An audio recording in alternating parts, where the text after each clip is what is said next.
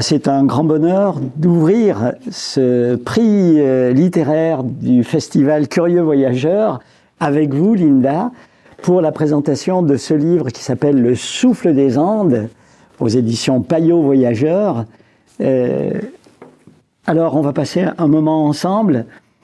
On a passé déjà la possibilité, en particulier sur Internet, de voir le film que vous avez ramené de ce voyage. Mais nous, c'est le livre qui nous intéresse. Quelques mots pour vous présenter. D'après ce que j'ai compris, 2 parties dans votre vie, jusqu'à à peu près une trentaine d'années, vous faites une brillante carrière, vous devenez capitaine de gendarmerie, votre carrière continue même, vous entrez dans les ministères, enfin bon, vous êtes promis à un très brillant avenir, et puis, tout d'un coup, le décès de votre papa, et votre vie change. Alors, qu'est-ce qui s'est passé, Linda ? Prise de conscience. Après la mort de mon père, je me rends compte que cette vie, cette carrière, la réussite sociale, c'était bien, sauf que ça ne me correspondait pas. Et en fait, quand mon père meurt, j'ai 2 prises de conscience. La première, c'est que la vie peut s'arrêter du jour au lendemain et qu'elle est précieuse. Et la deuxième, c'est que je me suis égarée.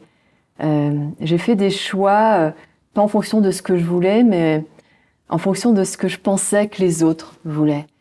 Et du coup, la grande question, qu'est-ce que je veux ? Qui suis-je ? La question existentielle.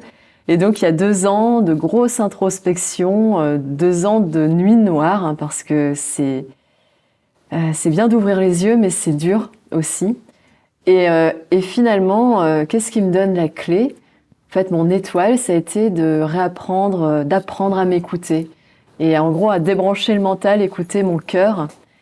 Et je me pose la question, quels étaient mes rêves enfants ?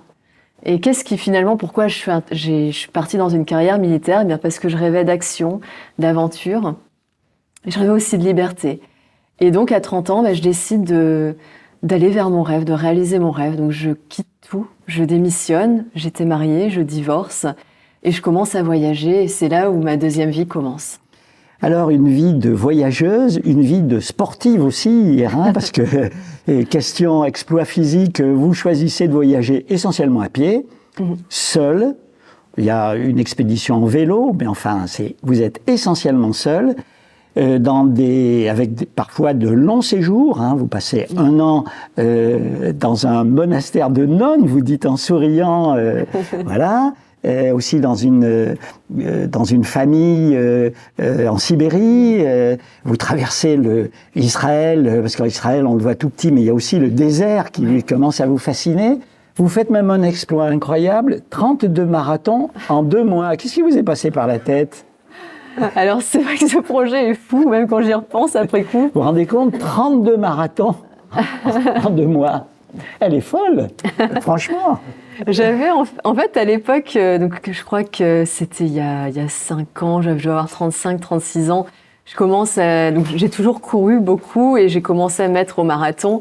Et à un moment, je me suis rendu compte qu'il y avait beaucoup de gens qui voulaient oser, mais qui leur manquait ce petit truc intérieur. Et je me suis dit, je vais transmettre ce message. Osons nous tourner vers nous rapprocher de nous-mêmes, osons nous exprimer, parce que pour moi c'est ce qui est important, c'est ce qui m'a permis de retrouver ma joie intérieure.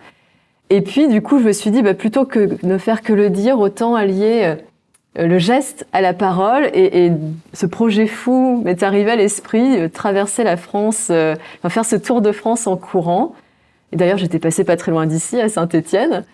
Et transmettre ce message d'audace. Et donc je donnais des conférences, donc je courais 5 jours par semaine, et les 2 jours qui me restaient, je me reposais et je donnais des conférences.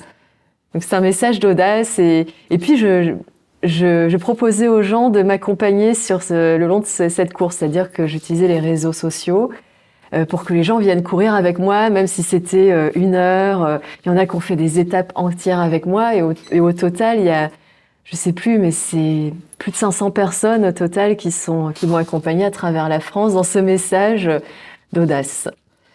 Alors, c'est votre choix personnel, un choix solitaire, Mais très vite aussi, c'est le choix de le partager avec tout le monde. Parce que vous auriez pu vivre ces aventures depuis une dizaine d'années pour vous, mais il y a aussi la volonté du partage. Alors la volonté du partage, ça veut dire écrire, donner des conférences, se mettre en avant en parlant de soi.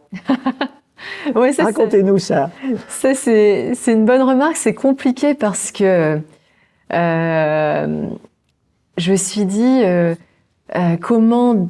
il y a ce truc de l'ego, comment distinguer l'ego de ce qu'on transmet, et c'est pas dans mon état d'esprit de me mettre en avant. Je suis pas non plus... Alors certes, je fais des trucs qui peuvent paraître extraordinaires, mais je n'ai jamais voulu mettre en avant cette performance au sens oui, j'ai fait ci, j'ai fait ça. Certes, je l'ai fait, mais en fait, je le fais parce que déjà, je suis appelée à le faire. Je ressens que c'est mon chemin de vie, c'est ma mission de vie.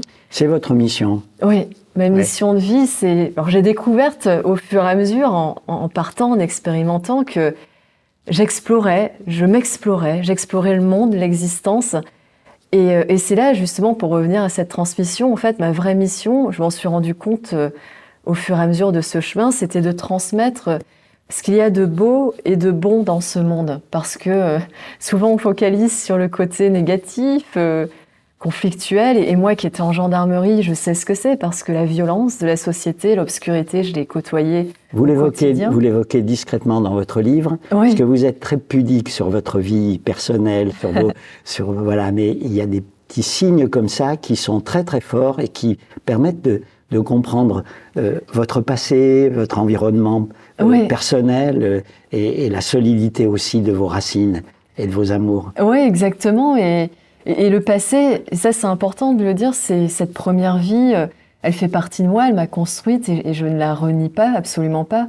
Mais ce qui permet aussi de voir cette transformation où à un moment, pourquoi je transmets, c'est que parce que je suis consciente de tout ce qui obscurcit notre monde, et parce que, en changeant de vie, j'ai vu tout ce qu'il y avait de beau et de bon dans notre monde. J'ai la joie, l'amour, la solidarité, cet accueil que j'ai avec toutes ces personnes que je rencontre au cours de mes voyages. Eh bien, tout simplement, j'ai envie de le transmettre. Et c'est là que j'ai résolu cette histoire de... je ne parle pas de moi, je parle de ce que je reçois. En fait, je fais juste un canal qui fait des choses. et mon rôle, c'est de transmettre. Alors, on va arriver maintenant, au fil du temps, au Souffle des Andes, votre dernier livre, et dans une interview sur les réseaux, parce que on peut aller vous retrouver, vous taper, puis vous allez voir, c'est assez étonnant. Vous dites, ceci n'est pas un récit de voyage. Alors, on va s'expliquer, parce que quand même, curieux voyageur, un livre, Le Souffle des Andes, et ce n'est pas un récit de voyage. Alors, qu'est-ce que vous cachez là derrière, Linda? Ça relie un peu ce que je viens de dire. C'est un peu provocateur, ma question, mais oui. Certes, c'est un voyage si on le prend dans la forme, mais dans le fond, ce récit, c'est cette aventure que j'ai vécue, c'est avant tout ma reconstruction, ma guérison. Comment, pour parler de qu'est-ce qui m'amène au Chili pour faire cette traversée des Andes jusqu'en Patagonie. C'est un des voyages que j'avais fait avant. Donc, comme vous l'avez dit, je traverse beaucoup de régions à pied, des régions méconnues. Vous êtes seule? Je suis seule. Vous êtes une femme? Je suis une femme, ce qui est pas anodin. Alors, le voyage en tant que femme est forcément différent du voyage en tant qu'homme. Et portée par mon désir de découvrir les sagesses et les traditions du monde, je décide de me rendre en Turquie pour découvrir le poète Rumi, le poète soufi Rumi, qui est le poète de l'amour, et je suis un chemin qui est sur les traces de ce poète. Alors ce chemin, il est tout récent. Il y a de plus en plus aujourd'hui de chemins, on pense bien sûr à Saint-Jacques, mais il y en a plein. Il y a un aspect touristique, un aspect culturel, un aspect aussi sportif. Oui. Et vous vous dites, eh bien, je joins toutes mes passions. Oui. La sagesse soufie, découvrir ce type extraordinaire, découvrir l'Anatolie, un pays magnifique, je pars. Mais vous aviez quand même un petit quelque chose. Oui, ça, et c'est mon éditeur aussi qui me l'a rappelé, parce qu'on échange souvent entre mes voyages, et quand je suis rentrée, il me dit, mais vous n'aviez pas envie d'y aller. Vous n'aviez pas envie d'y aller. Et je vais si. C'est pas ça vraiment ce qui s'est passé, Mais oui, j'avais ce petit, ce que j'appelle le grincement intérieur, sauf que, comme vous dites, sur le papier, tout collait, c'est-à-dire ma découverte des sagesses. Je voulais vraiment découvrir Rumi, le poète de l'amour. J'ai lu ses poèmes qui me fascinaient. Et moi qui voyage dans cette ouverture du cœur, j'avais envie de découvrir ses traces et découvrir cette région de la Turquie. Et malheureusement, c'est là où... Alors, le livre va commencer par un prologue d'une écriture tendue, sans, je dirais, sans spectacle, et en même temps qui est absolument terrible. Ouais, je pense que c'est l'écrivain, parce qu'il faut le dire aussi. Ouais, oui. C'était dur d'ailleurs de l'écrire. C'était dur de l'écrire, ce prologue, même s'il y a eu tout ce travail de reconstruction. Donc j'écris l'horreur, parce qu'il n'y a pas d'autre mot, l'horreur que j'ai vécue donc un matin sur le sommet d'une montagne en Turquie, où donc j'appelle le monstre parce que j'ai du mal à appeler cette personne un homme, parce que pour moi c'est insulter les hommes. Et donc ce monstre se jette sur moi et m'étrangle et essaye de me violer. Et oui, et réécrire cette scène, c'était aussi la revivre. Donc pour parler justement de ce travail d'écriture et la revivre, même s'il y a eu toute cette marge de reconstruction, ce travail avec le psy, enfin tout ce que j'ai fait, réécrire, c'est replonger dans ses souvenirs et essayer de retranscrire l'horreur. C'est très compliqué. C'est-à-dire que rien que le prologue qui fait quelques pages, ça m'a mis 1 mois à écrire ce prologue et le reste du livre, je l'ai écrit en 3 mois. Et 1 mois parce que je butais sur chaque phrase, sur chaque mot, sur ces sensations que j'ai vécues. Donc, ça a été une épreuve en soi. Et vous dites, miraculeusement, je m'en sors. Parce que il vous étrangle. Ouais. Et c'est ce souffle. Alors on comprend pourquoi le livre de votre construction, c'est le souffle. Retrouver ce souffle que vous avez failli perdre. Vous vous en sortez miraculeusement et vous dites, je fais le lézard. Oui. Alors, je sais que ça va paraître... ça paraît fou et les gens ne comprennent pas si on vous dit fais le lézard. Vous en reparlez plus tard, à la fin du livre, d'où ça vient au moment où vous allez mourir, parce que vraiment, vous êtes à deux doigts d'y passer. Ouais. Il y a une image d'enfance qui revient. Il y a cette voix qui nous vient de je ne sais pas où, qui me dit, j'entends une voix qui me dit fais le lézard. Et tout de suite, je comprends, en fait, fais le lézard, pour moi, c'est fais la morte. Pourquoi j'associe ça? Alors, je vous dis ça, s'il n'y a pas de réflexion, c'est très instinctif. Vous le comprenez qu'après, bien longtemps après? Je le comprends après.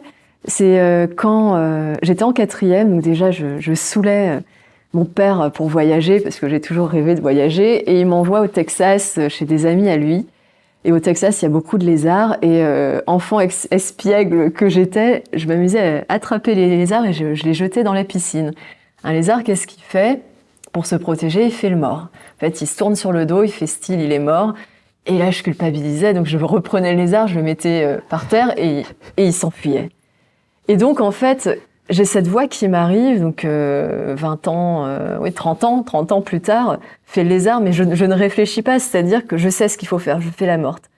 Et c'est en fait parce que je fais semblant de mourir, c'est ce qui va me sauver, ou mon agresseur pense que c'est gagné, et parce qu'il était contre moi, donc il se dégage de moi. Et finalement, vous arrivez avec votre bâton de marche, qui vous sauve un peu là aussi. Je me bats, enfin, je lui donne un coup de pied, je lui donne un coup de bâton, et là, il y a ce moment de suspension, et je m'enfuis. Ouais. Et comme vous dites, c'est pas, là, je vous dis, c'est pas réfléchi. Pour moi, ça tient du miracle, c'est pas moi.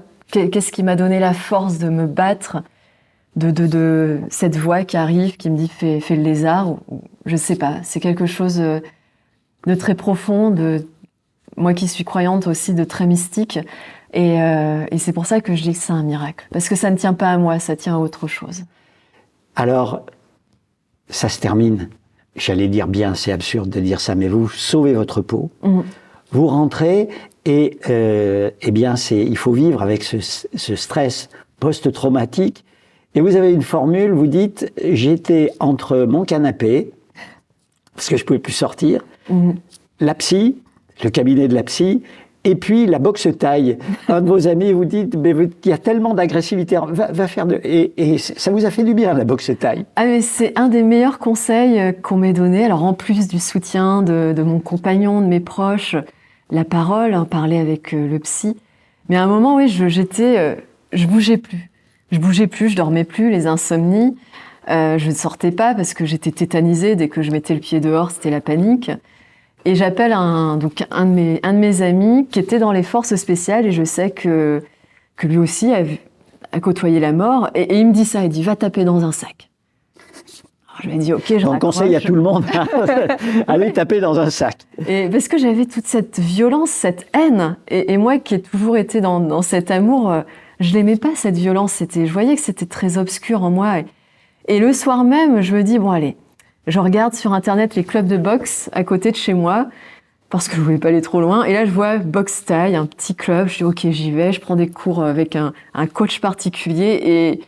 Et en fait, ça m'a fait du bien parce que le sac dans lequel je tapais, l'entraîneur, en fait, ça devenait ce monstre, en fait, que tout ce que j'ai pas pu faire, voilà, toutes mes frustrations, ma colère, ma culpabilité, en fait, je la déversais dans ce sac.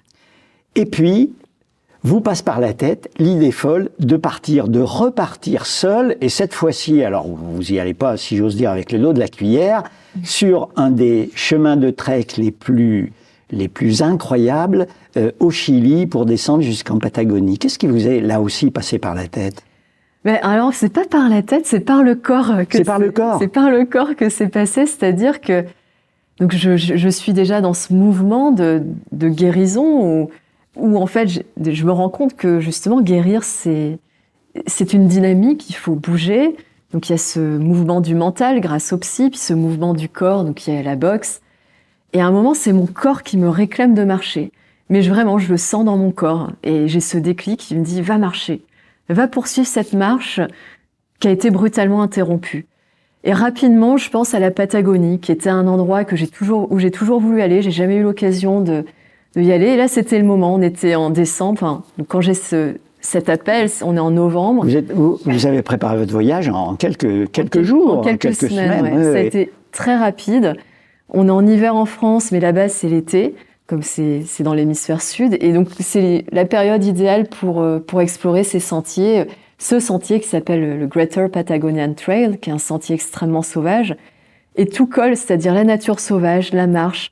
Et je me suis dit, c'est ça, je vais marcher pendant plusieurs mois pour me reconstruire. Alors, ce qui est marrant, c'est que ce chemin m'a reconstruite, mais je me suis dit, au départ, c'est vraiment partir pour partir. Et je me suis pas dit, je vais me reconstruire, c'est je veux partir et je veux marcher. Et ce voyage, d'ailleurs, j'ai dédié aux personnes qui ont été victimes d'agressions et qui cherchent à se reconstruire.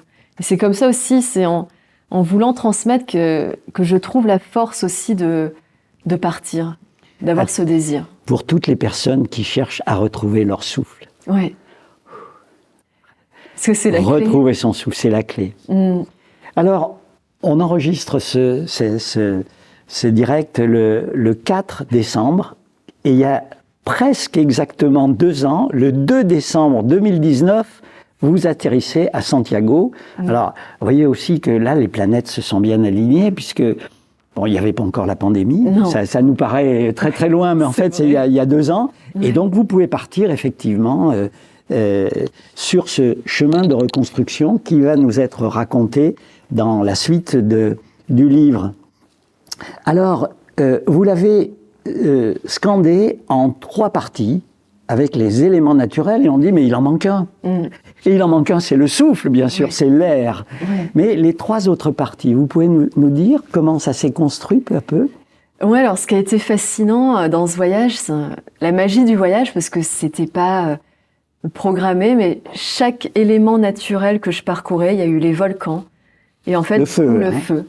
Et en fait, cette partie est associée, ce feu, donc ce volcan, ce soleil qui était très rude, hein, je crame, parce que j'ai pas pris de crème solaire, j'ai pas de chemise, donc j'ai les bras nus. On y reviendra, parce que c'est très important pour moi, ce moment-là. Passage, oui. Et donc, je crame, mais en même temps, je me libère de mon feu intérieur. Au contact du feu, je libère mon feu, cette colère, cette haine que j'avais. Après, il y a cette partie de la forêt, où je me retrouve complètement enfermée dans des forêts au point où j'étouffe parfois. Et donc cette deuxième partie, c'est la terre. Et cette terre, en fait, c'est ce qui va me permettre de me reconnecter, de me réassocier, de me retrouver entière avec moi-même. Et puis la dernière partie, c'est l'eau. Donc j'arrive en Patagonie, donc les glaciers, l'eau dans tous ces éléments, les rivières.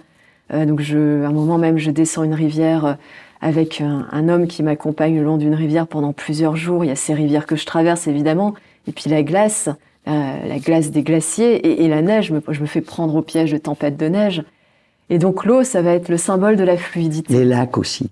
Et les lacs. Plein de lacs magnifiques. Évidemment, ouais, les lacs. Les couleurs. Et le lac, c'est le retour au calme, cette stabilité, cette paix que je retrouve. Alors on va suivre votre chemin, donc, tout au long de ce sentier. Il faut dire que on pense que c'est, je sais pas, comme Saint-Jacques, hein, c'est bien balisé. Non, dites-nous les conditions du voyage. Vous avez un GPS et puis c'est à l'aventure, hein, franchement.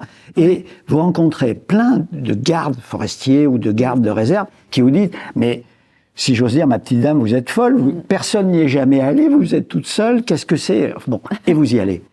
Oui, de toute façon, j'avais ce désir, était tellement puissant, j'avais envie de marcher. Après, évidemment, j'ai mon expérience d'avant, où j'ai déjà traversé des régions du monde, donc je me fais confiance. Mais effectivement, comme vous le dites, c'est un chemin extrêmement sauvage, donc qui n'est pas balisé. C'est un chemin qu'on ne peut pas parcourir sans GPS parce que ça se suit au tracé satellite, tracé GPS. C'est un chemin qui emprunte des sentiers d'animaux, donc des fois, c'est bien marqué parce qu'il y a les arriéros, ces fameux bergers à cheval, les cow-boys du Chili et de l'Argentine, qui, avec les sabots des chevaux que je suis en fait d'ailleurs, ces sabots de chevaux qui tracent bien des sentiers à travers la nature. Et puis des fois, le sentier qui pouvait exister il y a 3 ans n'existe plus, donc je me retrouve dans des forêts, notamment une forêt de bambou, où je vais mettre 7 heures à faire 2 kilomètres parce qu'il y a plus de sentier. Et la nature a repris très rapidement ses droits. Et là, on est à la moitié du livre, et au fond, symboliquement, à la moitié de l'aventure. Parce que vous embarquez dans cette forêt de bambou, vous avez de l'eau, mais enfin pas des quantités considérables, 6 litres seulement, je crois. Beaucoup moins. J'avais pris qu'1 litre, parce que je pensais que c'était rapide. Et oui, 2 kilomètres. Ouais, 2 kilomètres, c'était rien. Et il n'y a plus la terre. Non. Il n'y a plus le sol. Vous enjambez ces bambous qui vous encerclent. Il y a les moustiques, il y a une chaleur torride. Et là, vous vous dites, c'est pas possible, je vais y rester. Ah oui, là, j'ai un moment de panique. C'est la première fois... C'est une des seules fois vraiment où on vous sent complètement... Paniquée. Je me dis, je vais pas y arriver. Parce que je me retrouve coincée avec ces bambous. Et les bambous, en fait, la caractéristique du bambou, c'est que ça ne rompt pas. Donc, on peut pas les casser. J'avais pas de machette. Donc, j'étais à 4... Par moment, c'était en suspension. J'étais obligée de me mettre à 4 pattes sur les bambous, ce qui fait que j'ai eu... Des dizaines de bleus sur les jambes. Et à un moment, je suis coincée, je regarde mon GPS, le GPS devenait fou, même le signal ne passait plus, donc il tournait en rond. Et heureusement, donc ça, je dirais que c'est ma formation militaire, j'ai ma boussole, donc à l'ancienne, c'est-à-dire je sors ma boussole et je navigue à la boussole, je sais qu'il faut prendre direction sud. Et en fait, à un moment, je regarde et je me dis, je vais faire demi-tour, sauf que je ne sais même plus où est le demi-tour. Par où je suis passée. La forêt, elle s'est complètement refermée sur moi. Et là, je me rends compte que j'ai fait 1 kilomètre, donc 1 kilomètre derrière, 1 kilomètre devant. Donc évidemment, je me suis dit, autant continuer.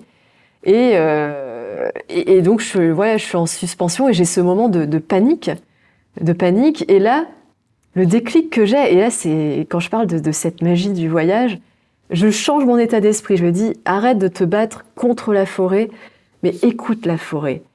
Et je me dis, qu'est-ce que je veux voir? Je veux voir un sentier, rien qu'un mini truc. Et je veux voir un sentier, Et là, c'est magique parce que je tourne la tête. Et vous savez, c'est un peu comme Moïse devant la mer morte, ça s'ouvre. Et bien là, je vous promets, c'est exactement ça. Il y a un truc, un bout de terre, un bout de terre dégagée qui était à 3 mètres de moi et je l'avais pas vu. Et en fait, ça m'a permis, je parlais du souffle, de retrouver mon souffle et de la force et de Très important aussi, parce que le souffle, vous vous remettez à pouvoir de nouveau respirer et donc à reprendre votre sang-froid finalement. Et puis il y a un petit bruit à un moment donné, un petit bruit? L'eau. L'eau. L'eau, parce que j'avais plus d'eau. Et j'avais tellement soif parce que je me battais contre ces bambous que je cassais en fait les jeunes bambous. En fait, le bout on peut le casser et je suçais ces pousses de bambou pour avoir le jus tellement j'avais soif. Et en plus c'était un peu aigre, donc du coup j'ai commencé à avoir mal à la gorge et à un moment l'eau. Et donc je me dis s'il y a l'eau c'est bon, ça veut dire que je vais retrouver peut-être un sentier à côté et je peux boire, donc je me jette dans l'eau. Et puis après, effectivement, je retrouve un sentier pas très loin de la rivière pour repartir plus légèrement. Et là, vous vous dites, ça y est, il y a beaucoup de choses qui viennent de se passer à ce moment-là, quoi. Ah oui, déjà, je me sens... en fait, à chaque fois, je me demandais quel est le sens de chaque étape que je traverse. Et la forêt, le fait d'être soit suspendu sur ces bambous, mais aussi à un moment, je rampe. Je suis carrément en train de ramper contre la terre, et puis j'escalade de la terre, enfin bon bref, c'est très animal en fait. Et cette terre en fait, je me dis mais je me réancre dans la terre, je me reconnecte avec la terre, je retrouve mon ancrage et je me reconnecte avec moi-même. Et ça a été le message de la terre. Et après vient l'eau. Alors, au long de ce parcours, il faut aussi vous imaginer avec votre sac. Parce que, vous le dites d'ailleurs parfois, quand vous le laissez, vous vous mettez à monter des côtes terribles avec l'impression d'une légèreté considérable, mais il faut expliquer dans quelles conditions vous avez voyagé. Parfois, vous emmenez 7 jours de nourriture, parce que vous partez dans des endroits où, évidemment, il n'y a pas de supermarché. Alors, expliquez-nous quand même les conditions matérielles. Parce que là aussi, faut avoir le souffle pour tenir le coup. Oui, le souffle, la force, il faut vraiment avoir l'envie en fait. L'envie, oui. C'est vraiment la clé. Comment ça se passe? Alors déjà, justement, ça c'est un chemin qui ne s'improvise pas, donc je calculais approximativement quand est-ce que je pouvais retrouver une sorte de petit village pour me ravitailler. Et donc la plus grande période, c'était ça, c'était à peu près 7 jours, mais moi j'avais prévu 10 jours au cas où, parce que je savais pas à quel rythme j'allais marcher. Et puis si on se retrouve coincé parce qu'il y a aussi les éléments de la nature, la pluie, il peut y avoir des tempêtes où on peut plus avancer. Je me suis retrouvée aussi dans des orages terribles. Et à un moment, 10 jours de nourriture, donc j'achetais, en fait je prévoyais, je pesais mes trucs, le quinoa. Alors en fait le matin c'était purée d'avoine, donc je mélangeais de l'avoine avec du sucre roux et de l'eau chaude. Et puis après, toute la journée, en fait, je fais pas de pause le midi, c'était des fruits secs toute la journée. Et toujours, ce qui est très important, c'est un peu une constante dans mon livre, un peu de chocolat, parce qu'il faut aussi se faire plaisir.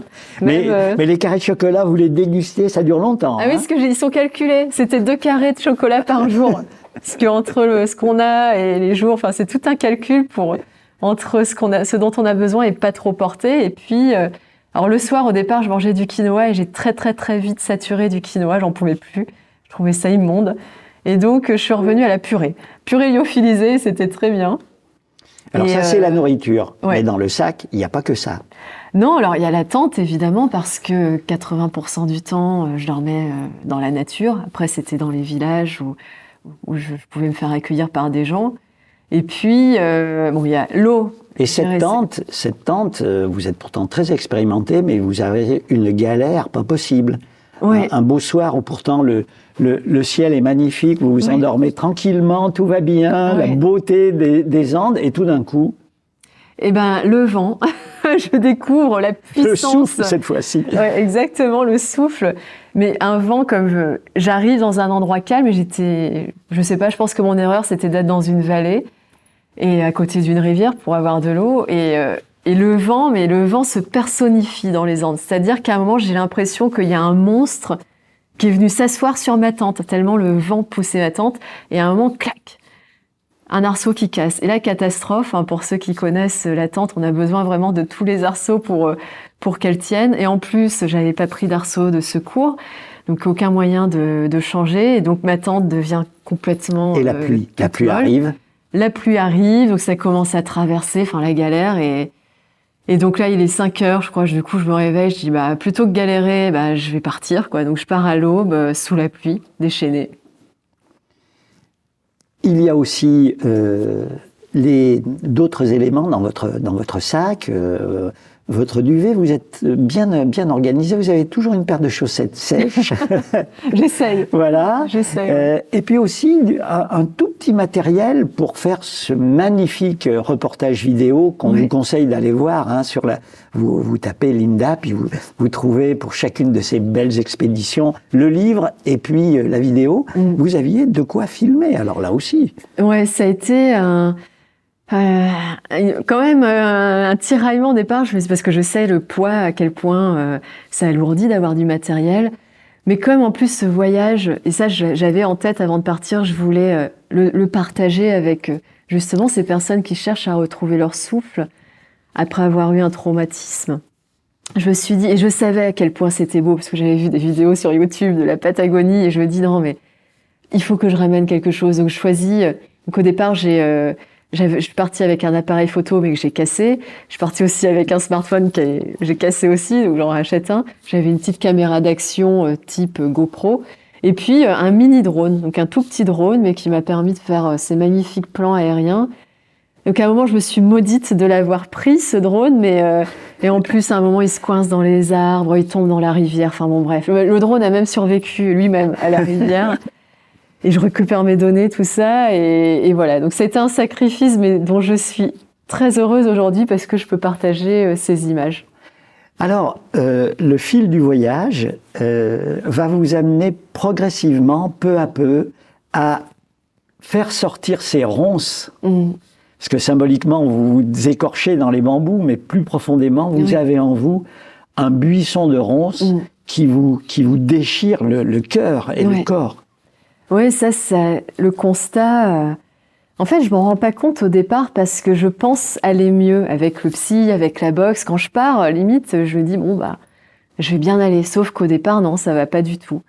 Après un traumatisme, il y a un phénomène qui s'appelle la dissociation traumatique. C'est-à-dire que le corps est là, mais l'esprit est ailleurs. Comme si le choc qu'on a vécu nous coupait de notre essence, qui est notre âme, Alors, si je peux me permettre, vous racontez d'ailleurs quelque chose de très étonnant. Quand vous êtes revenu, donc disons au mois d'octobre, après votre terrible traumatisme en Turquie, le livre de votre expédition précédente sort, et vous allez faire des conférences, et vous avez l'impression de ne pas être là.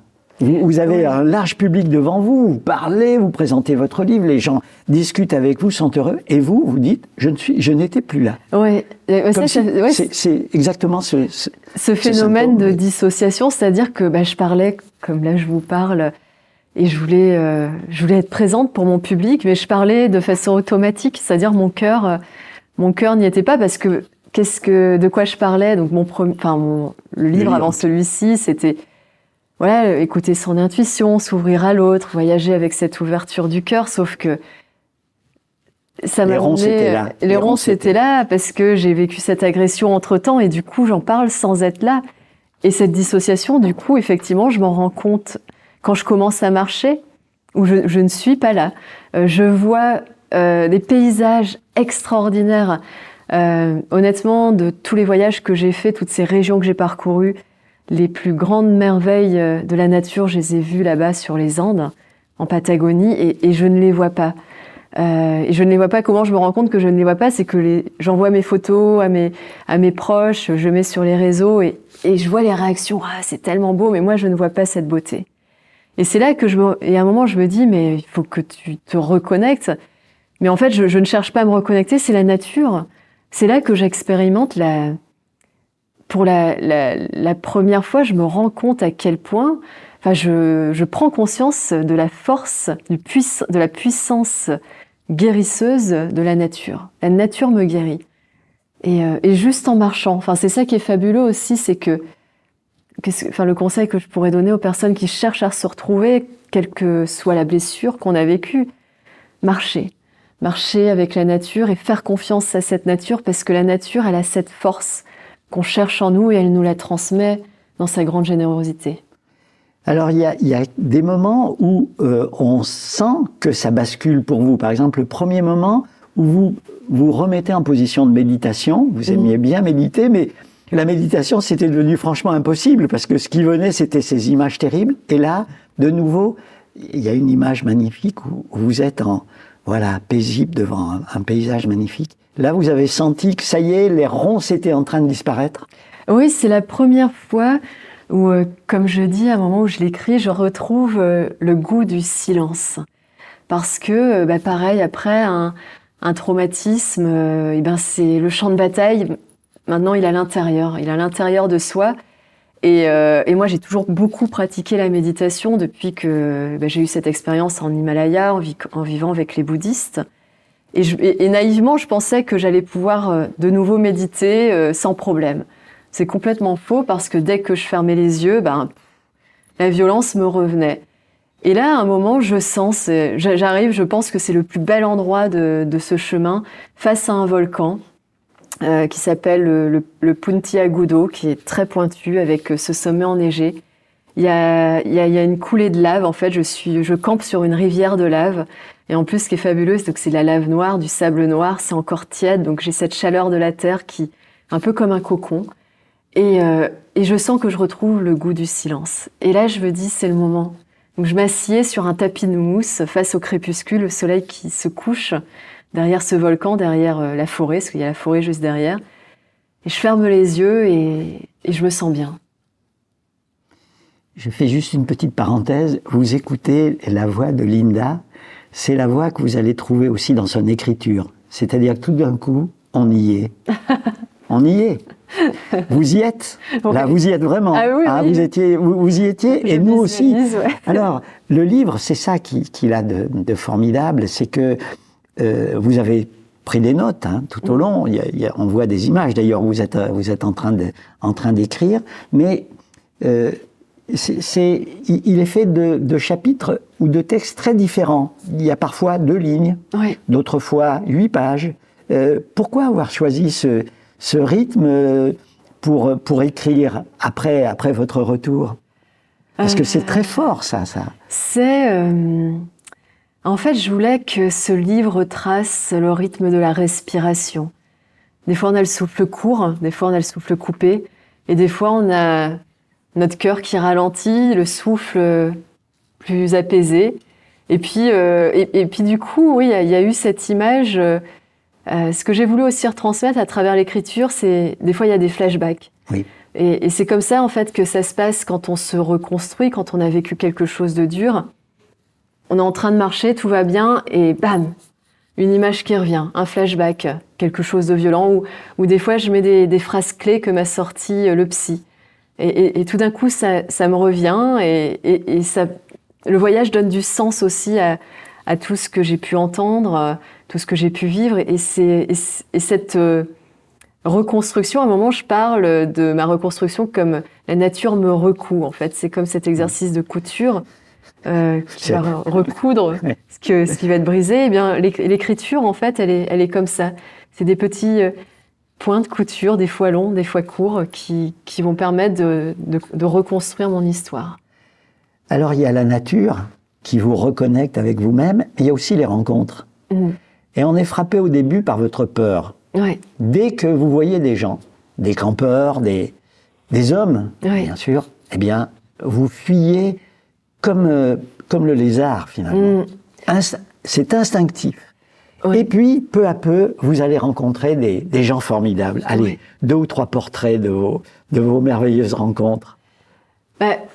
Il y en a pas eu énormément parce que c'est quand même une région très sauvage, mais les rares rencontres que je fais, effectivement, il y a...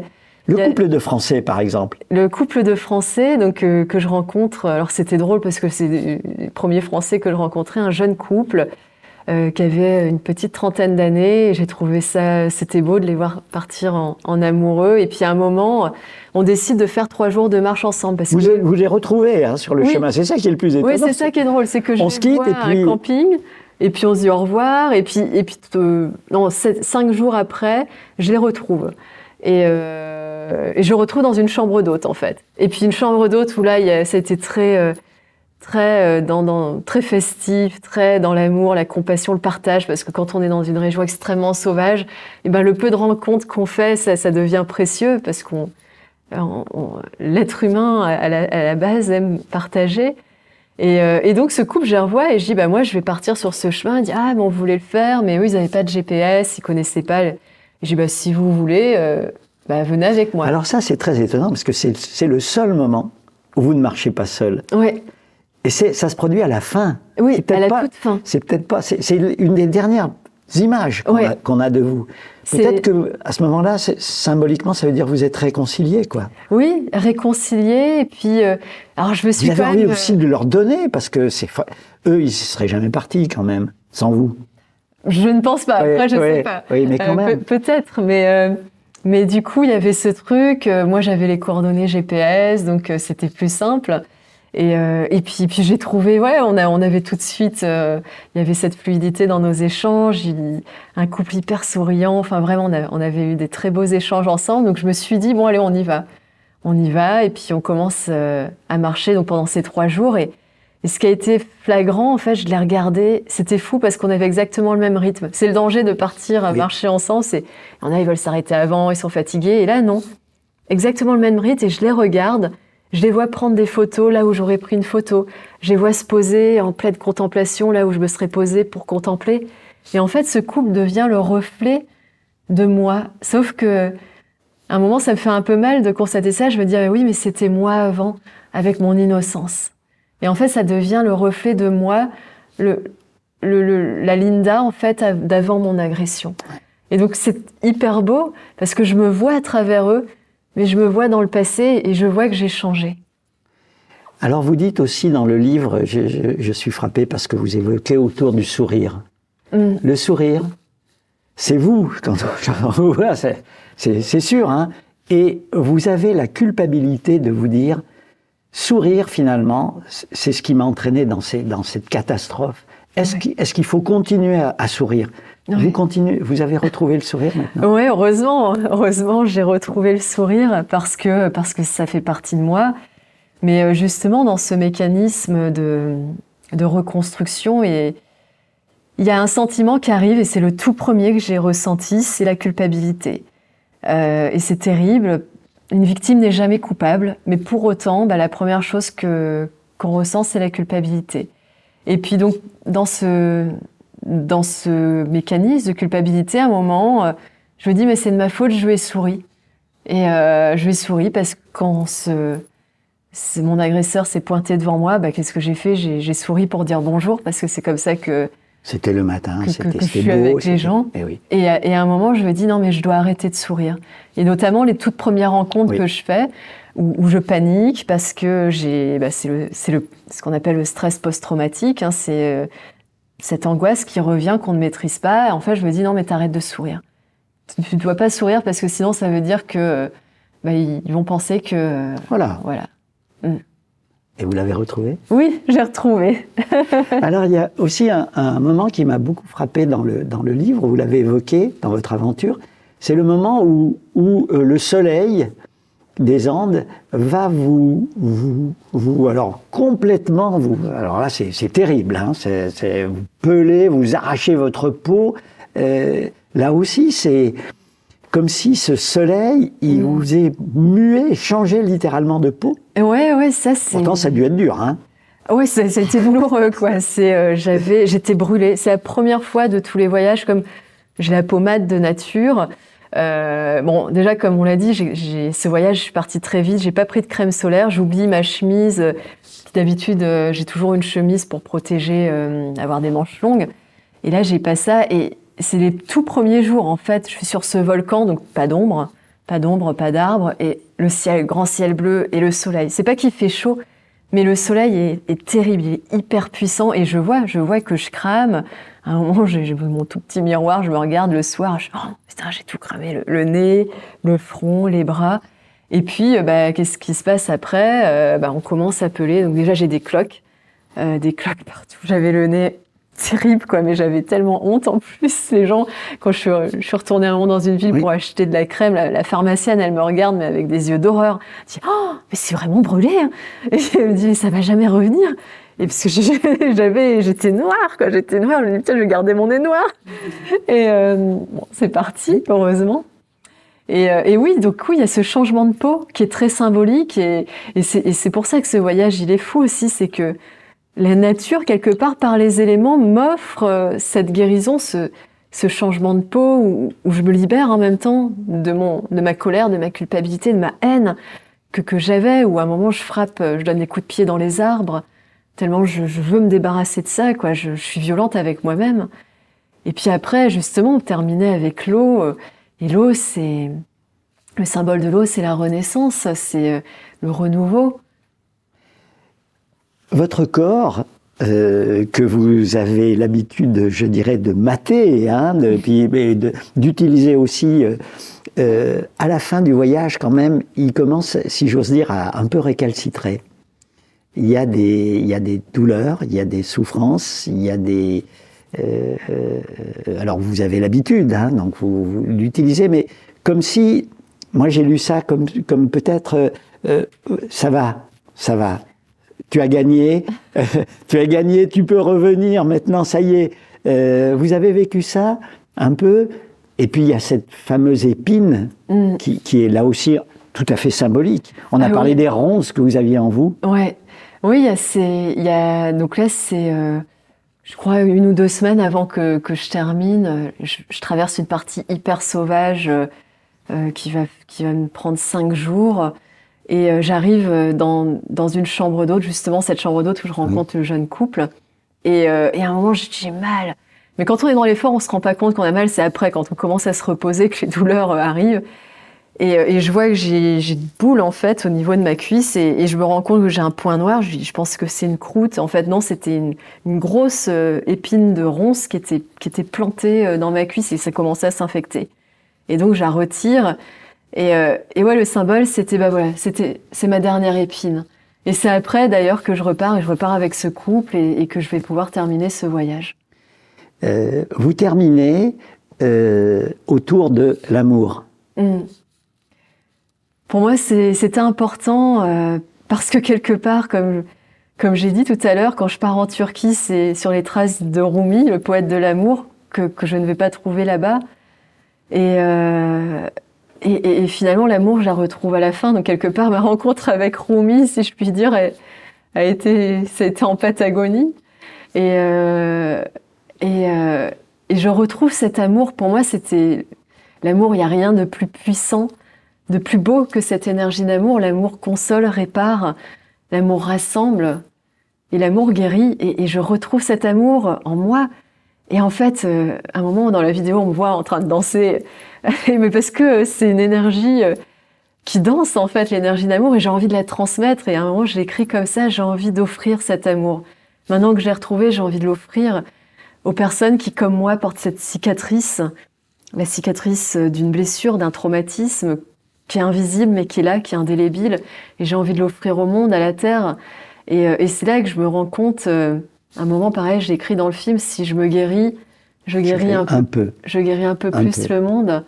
Et j'y crois, c'est qu'à un moment, on voit bien qu'on est dans un monde qui va mal, mais comment le guérir? Comment le guérir si on n'est pas capable de se guérir soi-même?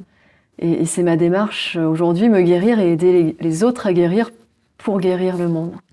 Vous nous aviez dit en commençant l'entretien que l'écriture du premier chapitre, du prologue, c'est votre agression terrible, vous avez pris 1 mois, puis la suite avait été peut-être plus facile à écrire. Ouais. Au bout de 3 mois d'écriture, on en ressort comment ? C'est toujours un grand moment de terminer un livre. Je pense que tous les écrivains seront d'accord pour dire ça.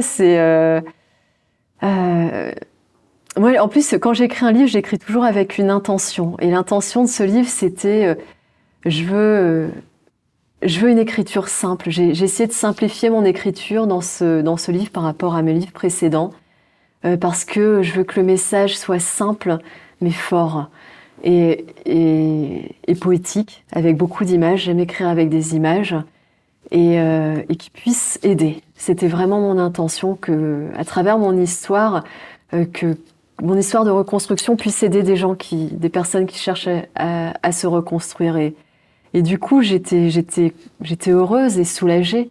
Ce livre lui-même fait partie de mon processus de reconstruction.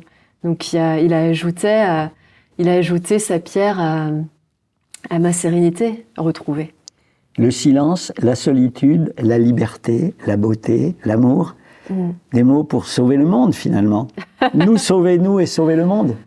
Le sauver, je ne sais pas, l'apaiser. C'est apaiser le monde, accompagner ce changement dans lequel que nous vivons tous, cette grande transition. Et je crois énormément en ce pouvoir de la guérison, mais ça passe avant tout par soi. Le monde extérieur n'est qu'un reflet du monde intérieur. Dans le livre, vous l'évoquez, je l'ai déjà signalé extrêmement discrètement, mais une fois que cette vie un peu folle qu'on est en train de mener sera finie, votre prochain voyage? Alors le prochain voyage, qui peut toujours changer, déjà, vu le contexte actuel. Oui, bien sûr. Et deux, des fois mes intuitions me portent à différents endroits, mais c'est l'histoire de ma maman. À un moment, j'en parle dans un chapitre. Il y a une phrase qui suffit, qui se suffit. Il y a juste une phrase. Donc ma maman est indonésienne et j'ai mis du temps à me reconnecter avec mes origines, cette partie. Parce que moi, je suis née en France, mais ouais, je porte ça en moi et je me suis rendu compte que je portais aussi l'histoire de ma mère et peut-être de ma grand-mère aussi en moi. Et en fait, l'idée, c'est de partir en Indonésie pour découvrir cette histoire maternelle qui est, je le sais, une histoire très dure, où il y a aussi beaucoup de souffrance, et donc en écrire un prochain livre. Voilà, écoutez, merci. Le souffle des Andes, aux éditions Payot. Linda, bon vent. Merci beaucoup. Bon vent, c'était une magnifique rencontre pour moi. Je ne saurais trop vous recommander de lire le livre, et puis de le faire circuler aussi, parce qu'on a tous nos blessures. On a tous nos blessures, quelles qu'elles soient. Donc, mais il faut croire... comme je dis, la beauté de la vie, il faut avoir confiance en la vie. Des fois, on ne comprend pas pourquoi, mais il n'y a pas besoin de chercher pourquoi, il faut faire confiance, c'est important. Merci. Merci.